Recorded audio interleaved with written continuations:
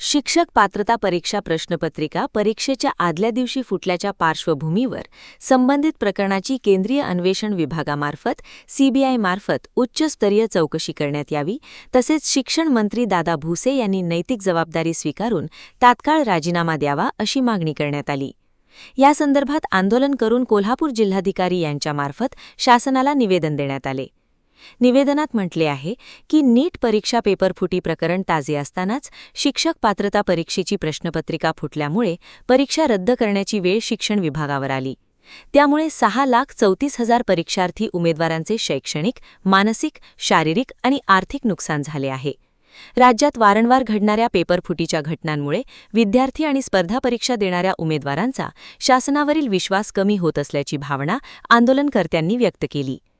आंदोलनकर्त्यांनी टीईटी प्रश्नपत्रिका फुटी प्रकरणाची सीबीआय मार्फत सखोल चौकशी, संबंधित सर्व आरोपी अधिकारी आणि संबंधित व्यक्तींवर कठोर फौजदारी कारवाई, शिक्षण मंत्री दादा भुसे यांचा तात्काळ राजीनामा, परीक्षा रद्द झाल्यामुळे बाधित उमेदवारांना योग्य नुकसान भरपाई, टीईटी परीक्षा पारदर्शक व सुरक्षित पद्धतीने नव्याने घेणे, तसेच भविष्यात कोणत्याही स्पर्धा किंवा पात्रता परीक्षेत पेपरफुटी होणार नाही यासाठी प्रभावी सुरक्षा व्यवस्था लागू करण्याची मागणी केली।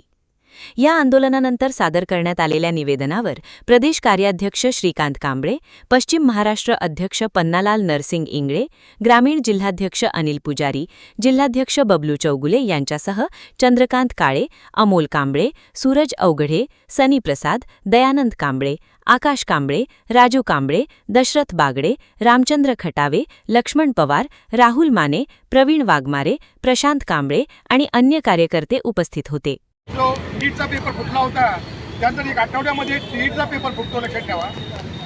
शिक्षण व्यवस्थेचा कणा असणारा शिक्षकांना जी परीक्षा द्यायची असते त्या शिक्षणाचा कणा शिक्षक असतोय, त्या कण्यालाच मोडायचं काम इथल्या व्यवस्थेने केलं। लक्षात पहिल्यांदा इथल्या प्राथमिक शाळा बंद केल्या, नंतर नीटच्या परीक्षेमार्फत विद्यार्थ्यांना आत्महत्या करायला लावल्या, आता टीईटीच्या माध्यमातून आता या शिक्षणाला भिकेला लावायचं काम हे सरकार करतं। लक्षात ठेवा, नीट परीक्षा झाल्या त्याची सखोल चौकशी व्हायला, सीबीआय चौकशी व्हायला पाहिजे होती।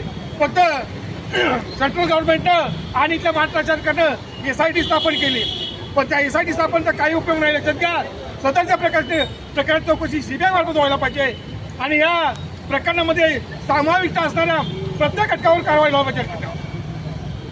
यामध्ये सरकारचा हात असल्याशिवाय आणि इथले अधिकारी आणि भ्रष्ट अधिकारी इन्व्हॉल्व असल्याशिवाय ह्या पेपर होऊ शकत नाही।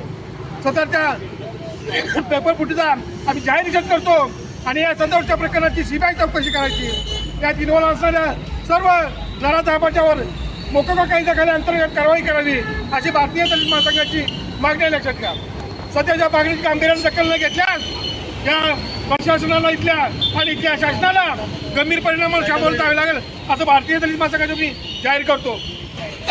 आदरणीय माननीय पोलीस प्रशासनानं आणि कलेक्टरसाहेबांनी आमच्या भावना ह्या शासनापर्यंत पोहोचवायच्या आहेत आणि एकच शहरातून लक्षात ठेवा, आदरणीय दादा भुसे आपल्या शिक्षण मंत्री आहेत, हा शिक्षण मंत्री होण्याच्या लायकीचा नाही। लक्षात घ्या, कोणतरी इथं ठिकाणी बसवलेले आहेत आणि संपूर्ण हे सरकार फक्त हे पेपरफुटी प्रकरणामध्ये लक्ष देत नसून बेजबाबदार आहे। ते फक्त मंत्री फोडणे, आमदार फोडणे, खासदार फोडणे यामध्ये व्यस्त आहे। या सरकारचा आम्ही जाहीर निषेध करतो आणि या स्वतःच्या टीईटी प्रकरणाची त्यांनी सीबीआय चौकशी करावी अशी भारतीय जनता पक्षाची मागणी करतो आणि थांबतो।